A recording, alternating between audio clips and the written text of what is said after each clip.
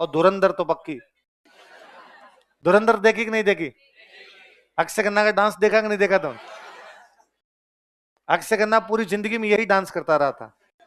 सोनाली बेंद्रे के साथ भी ऐसे नाचता था, माधुरी दीक्षित के साथ भी ऐसे नाचता था, ऐश्वर्या राय के साथ भी ऐसे नाचता था, पर बेचारे कभी वायरल हुआ।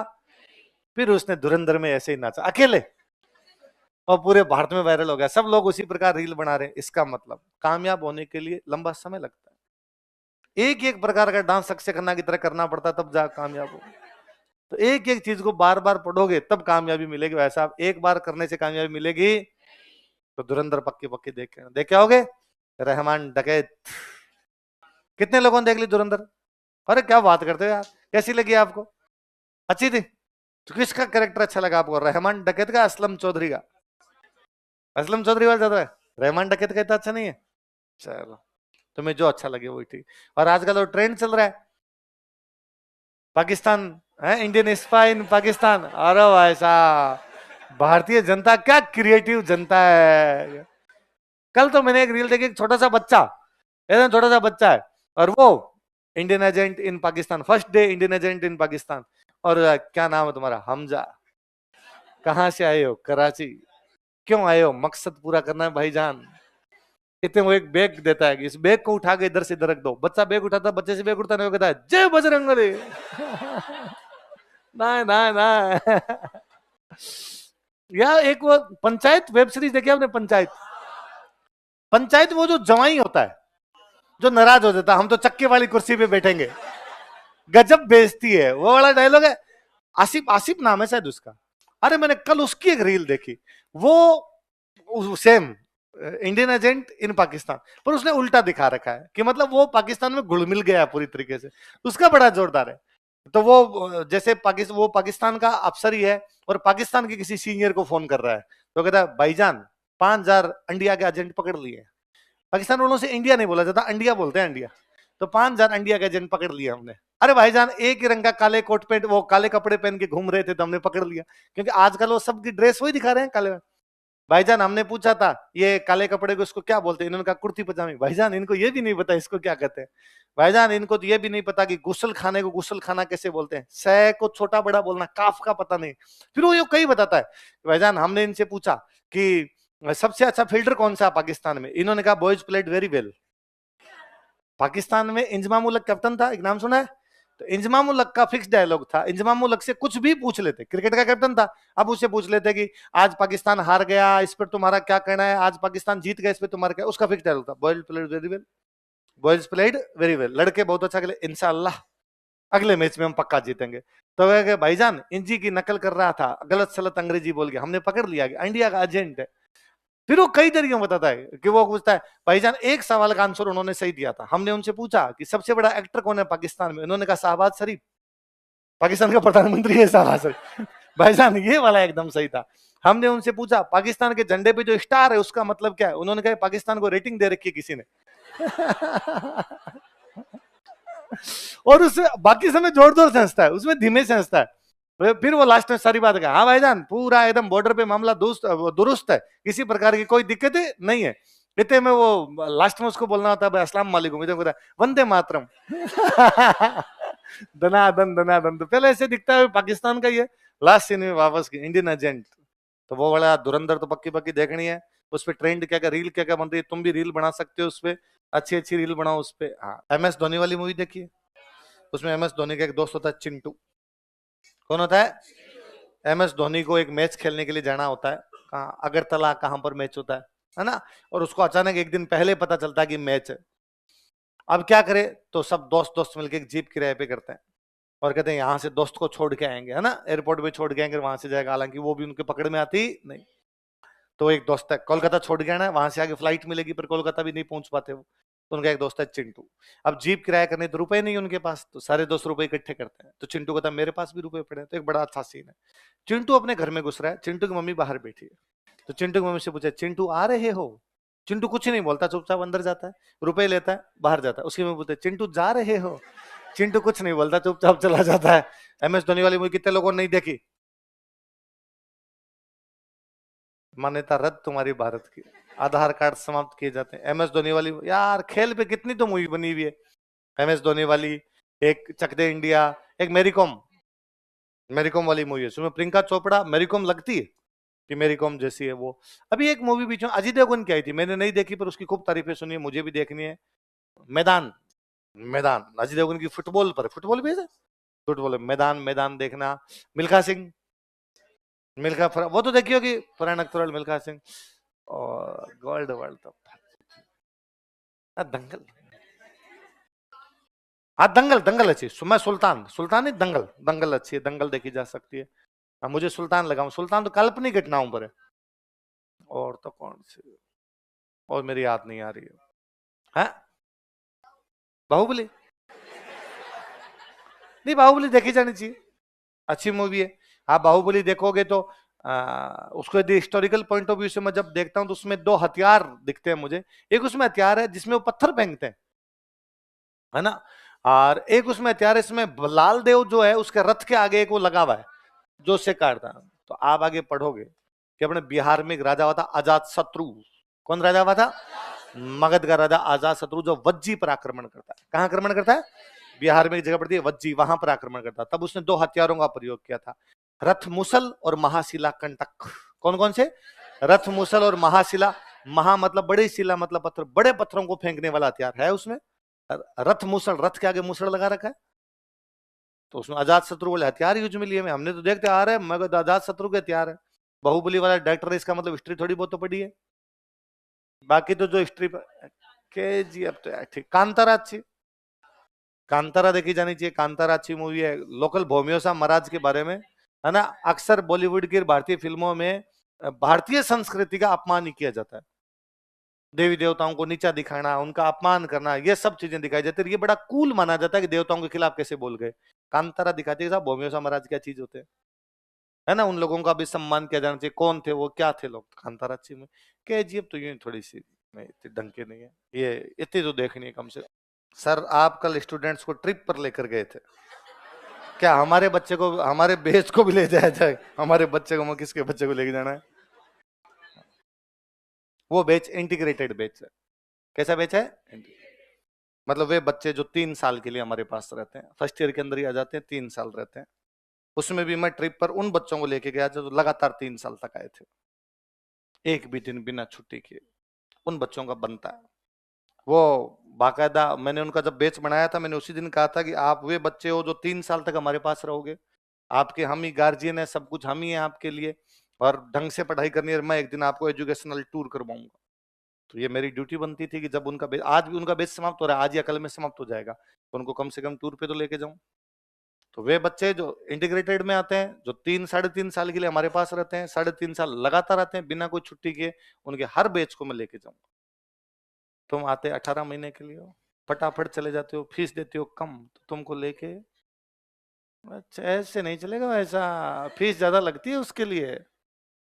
चलो क्या करोगे तुम टूर पे जाके? मैं तुम्हें यूं कर दूं ना कि जयपुर में जंतर मंतर देख के आना, जयपुर में हवा महल देख के आना, जयपुर में आमेर देख के आना, तो भी पढ़ाई करने के लिए आए, घूमने के लिए थोड़ी आए। मास्टर का दिमाग खराब है, फिल्मों के बारे में करता रहता है। धुरंधर देखने से सिलेक्शन थोड़ी हो जाएगा। और हम तो इंस्टा चलाते भी नहीं है, फोन भी चेंज कर लिया। फोन भी कीपैड वाला रखते हैं हम तो। बातें तो आती तुम्हें ये, उस बैच को मैंने जो जो कहा उसने सब किया है। कल एक बच्चे ने मुझे आगे बताया कि सर मैंने पिछले 3 साल के अंदर 24 नॉवेल पढ़े हैं। मैं पूरे 3 साल कोचिंग आई हूँ सर, ये मेरे रिजल्ट्स है, मैंने 24 नॉवल पढ़े हैं। उसके पहले मैं नॉवेल्स के बारे में नहीं जानती थी। कैसे जानोगी? तुम 12th करते हमारे पास आ गई थी, तुझे नॉवल वगैरह का पता ही नहीं था। तुम यहाँ उस बैच के कल बच्चे ने कहा सर मैं एक भी दिन अपसेंट नहीं हुई थी, एक भी दिन, सिंगल डे, बीमारी से हमारी कुछ भी नहीं, मैं पूरे आई थी। और मैंने तो अब भी मेरे पापा को कहा है कि ये हमारा 2 दिन बाद में बैच समाप्त हो जाएगा, पर मैं स्प्रिंग बोर्ड फिर भी जाऊंगी। और अब तक तो मैं दोपहर में 3 बजे जाती थी, शाम को 7 बजे आ जाती थी। अब तो मैं सुबह 8 बजे जाऊंगी, शाम को 8 बजे आऊंगी, टिफिन तैयार कर देना। यहाँ अपने एक आधा को रूम खाली रहता है, उनमें बच्चे आके पढ़ते हैं। उन बच्चों में डेडिकेशन है भाई, इतने इतने साल तक। मैंने उनको जिस दिन उन्होंने मुझे कहा ट्रिप पे लेके चलो, मैंने कहा मैं जयपुर दिखा देता हूँ तुम्हें। उन्होंने सर पूरा देख लिया। आपने हमें क्लास में जो जो बताया, आपने कहा नारगढ़ देख के नाम गए सर। आपने कहा जयगढ़ देख के नाम जयगढ़ गए, आपने कहा जंतर मंत्र देख के नाम सब नोट्स। मुझे याद है मैंने एक दिन उनको कहा था जंतर मंत्र देख के ना मैं परसों क्लास में नोट्स चेक करूंगा, बच्चे नोट्स बना के लाए थे उस बैच में। अब एक बच्चा एब्सेंट हुआ, दिगंबर सिंह भरतपुर का एक बच्चा था, उसने एक दिन मुझे पूरे राजस्थान की हिस्ट्री पूरी सुनाई थी, जितना जो कुछ पढ़ा है। लो मैं खड़ा होता हूँ, मुझे माइक दीजिए, पूरा बोल के सुनाता हूँ। वो डेडिकेशन वाले बच्चे हैं। मैंने उस बैच के बच्चों को शुरू शुरू में ज्योग्राफी पढ़ाई थी। पढ़ाई मतलब केवल ये कि वर्ल्ड मैप लिया और इसमें देशों के नाम याद करने। तो एक दिन मैंने उनको थोड़े नाम बताए कि ये नॉर्थ अमेरिका है, नॉर्थ अमेरिका में ये देश है, ये देखो ऊपर कनाडा अमेरिका है, फिर ये कनाडा है, फिर ये अमेरिका है, फिर ये मेक्सिको है, ये नीचे एक लंबी पट्टी बनी हुई है, इसके अंदर ये पनामा है, इसमें ये कोस्टा रिका है, इसमें एक निकारागुआ है, इसमें अल सल्वाडोर है, इसमें ग्वेटेमाला है, इसमें होंडुरास है, इसमें बेलीज है। ये सब देखो देश है ऐसे। और ये देखो इधर छोटे छोटे देश, और इनको ग्रेटर एंटिलीज बोलते हैं, इनको लेसर एंटिलीज बोलते हैं। इसमें क्यूबा है, इसमें हैती है, इसके अंदर कोई आपके जमैका है, इसमें बारबाडोस है, इसमें डोमिनिको गणराज्य है, इसमें गुएना है। यूं अलग अलग देशों के नाम बताए। मैंने कहा आप डेली अपने को सब महाद्वीपों के देश याद करने हैं। थोड़े दिन बाद में उस बैच के अधिकतम बच्चों को 200 या 205 के आसपास जितने भी देश मैप में दिखाई देते हैं सारे याद थे। इवन 2-4 बच्चे जैसे कि सर खाली मैप लगाए थे, हम बताना शुरू करते हैं यहाँ कौन सा देश है, यहाँ कौन सा देश है, यहाँ कौन सा देश है, यहाँ कौन सा देश है। मैंने उस बैच के बच्चों को, जब तक मैंने महीने सवा महीने क्लास ली थी शुरू में, बाद में मैं वापस लेने के लिए गया, तब मैंने कहा था डेली अखबार पढ़ के आना, तुम सुनाओगे। उस बैच के खूब सारे बच्चे डेली अखबार पढ़ के आते और डेली आके हमें खबरें बताते। कल 5 सीए पॉजिटिव खबर आई थी, नेगेटिव खबर आई थी। कहा मैंने भी आपको था अखबार पढ़ना, कितने लोगों ने पढ़ा होगा आपका राम जी जानता है। क्योंकि इन बैचेज के अंदर तुम जो बच्चे आते हो, तुम्हें पता नहीं किसने ये कह दिया कि मास्टर की बात नहीं माननी, बाकी सब काम करना है।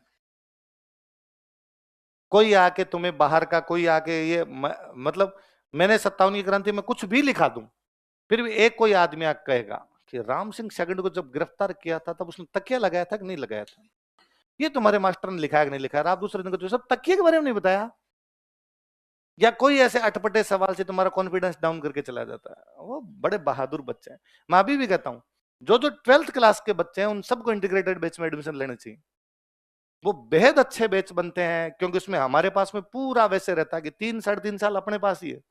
वो ढंग से इनको हर चीज समझानी है, हर चीज बतानी है, हर चीज करनी है इनके साथ में, वहां पर किए जा सकते हैं चीजें। तो हमारे वाले बैचों में हमारे पास रहता है 18 महीने में बैच समाप्त करना है, वैकेंसी आ जाएगी 100 प्रकार की, और उलझने हमारे ऊपर भी रहती है, और तुम भी खुद भी उतने उलझे हुए रहते हो।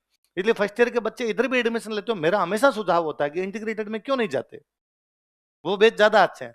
पर पता नहीं कौन समझाता आगे बच्चा कहता है मुझे केवल आरएससी देना, आईएएस देना ही नहीं। अरे क्यों नहीं देना, देना है हमें आईएएस का पेपर। किसने सिखाया कि आरएससी देना, आईएएस नहीं देना।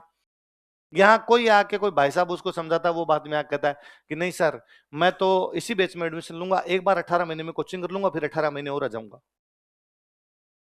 मतलब मैं 2 बार कर लूंगा पर इंटीग्रेटेड में नहीं जाऊंगा, क्योंकि उसमें आप आईएएस की भी करवाते हो। मैं हमेशा कहता हूं 17 साल उम्र है, 1.5 साल में कोचिंग खत्म होगी, 18.5 फिर पेपर तो देना 21 में।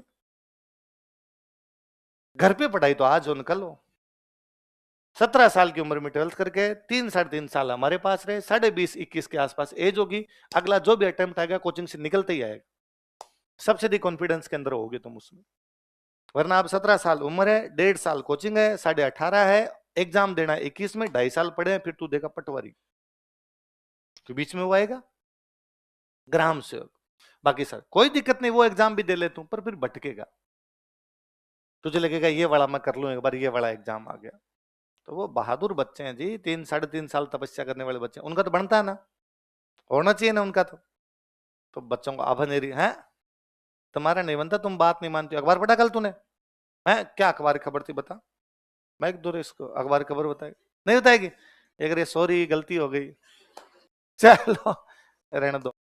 मुझे तो जयपुर में रखती है कि नहीं लगती है, घर छोड़ो अपने, क्या आपने यूं देखा है कि आपकी मम्मी जब गांव में जाती है तो घूंघट रखती है, क्योंकि गांव अपने आप में बड़ा घर है ना। ये एकदम छोटे छोटे उसमें रहते हैं, तो इनके जैसे ही वो घर खत्म हुए गांव खत्म ही हो गया इनका, छोटी छोटी बस्तियों में रहते हैं। अपने ये है कि भाई घर से निकलते अगला ताऊ जी का घर है, अगला छोटे वाले दादाजी का घर है, अगला वो दादाजी के एक और बेटे उनका घर है, तो रखना पड़ता है। बाकी माँ मम्मी गांव क्रॉस करती घूंघट बंद करती है। घूंघट उनसे रखे जाते हैं जिनको हम जानते हैं, अनजान से किस बात की कौन सी घूंघट नहीं रखे जाते। शहरों में आप WTP घूमती हुई किसी ग्रामीण महिला को देख लो, उसके भी घूंघट नहीं मिलेगा आपको। और मैंने एक बार किसी क्लास में कहा तो एक कोई मैम बैठ दे, उन्होंने कहा अरे सर आपको नहीं पता, रखने पड़ते हैं, बाहर भी रखने पड़ते हैं। आपने नहीं रख रखा यहाँ। दो ही कारण है, या तो बाहर रखे नहीं जाते, या आपको मेरी शर्म नहीं है। तो भाई हिसाब तो कहता है भाई, मेरी 6 फुट 2 इंच हाइट है, दूर से दिख जाता हूं, तो जैसे मैं क्लास में आपको ओला खींच लेना चाहिए, सर आगे सर आगे, और मेरे को भी वहां घुसते ही भाई कोई भाई भी नहीं हो तो घूंघट खींचो भाई, और तो क्या किया जाए, ऐसा नहीं किया जा रहा है, नहीं किया जा रहा तो बस ठीक है। तो हुआ करते, मैं थोड़ा 8वीं 9वीं में आ गया था, तब मम्मी निकाले अपने चलते हैं गांव, ननियाल जाना था, ननियाल चलते हैं। तो हमेशा मामा जी लेने के लिए आते हैं, फिर मम्मी जाती अपने चल लेते हैं, ठीक है। तो गांव वाली बसों में बैठते, बसें खूब बदलनी पड़ती, तब सीधी बसें वहां नहीं करती थी, वहां से तहसील वाली में जाओ, तहसील वाली में जिले वाली में जाओ, जिले से दूसरे जिले की चेंज करो, फिर वहां से ननियाल वाली पकड़ो, जो खूब सारी बसें बदलनी पड़ती। तो गांव वाली बस में बैठे तो मम्मी पूरा घूंघट खींच के वैसे बैठती, गांव वाली में सारे गांव ही गांव के चढ़े। अब वहां से बीकानेर वाली बस चेंज की, तो मम्मी ने मेरे से पूछा कि देख तेरे पापा कोई जानकार है क्या, कोई अपने गांव का बैठा हो और बैठा हो, कोई जानकार है क्या अपना। मेरे को नहीं दिख रहा मेरे को। फिर मम्मी को लगा क्या पता ये नहीं पहचानता हो, मम्मी थोड़ा घूंघट करके बैठी। फिर गांव वाली से आगे चेंज किया, एक बार वापस कहा कि देख ले ना, इसमें तो कोई नहीं है, घूंघट ऊपर कर लिया। जैसे जैसे ननियाल के पास है, घूंघट यहाँ आ गया, है ना। ननियाल में तो उतरने के बाद में, और फिर क्या गांव में सब एक दूसरे को जानते हो रहे, तो वहां तो वो कोई टैक्सी वाले लड़के भी खड़े रहते हैं, तो वो भी पहचानते भाई बुआ आ गई, बहन आ गई, सबको जानते ही है। तो अरे बुआई बुआई को अटैची लेने के लिए भागता है। आप ननियाल जाते तो लाड होते बाणू आया बाणू आया, तो है ना, होते ननियाल में लाड नहीं हो तो कहाँ हो। तो वो तो वहां तो जाने के बाद महिलाओं के रूप वैसे होते हैं कि मम्मी को टैक्सी वाला यार उसने कहा लो बुआ जी मेरे वाले में बैठ जाओ, मेरे वाले में बैठ जाओ, तो उसके साथ अरे तुम गुटखा खावे, गुट टैक्सी वाले टापर ज्यादातर गुटके खाते घूमते रहते हैं। तो वहां तो मम्मी एकदम अपनी फॉर्म में आती है, अपने गांव वाली भाषा एक बार उस प्रकार से। तो घूंघट वैसे ही गांव के अंदर ही किए जाते हैं, घर में किए जाते हैं, घर से बाहर नहीं होते। आप जैसे जैसे बाहर निकलोगे वैसे वैसे घूंघट कम हो जाएंगे।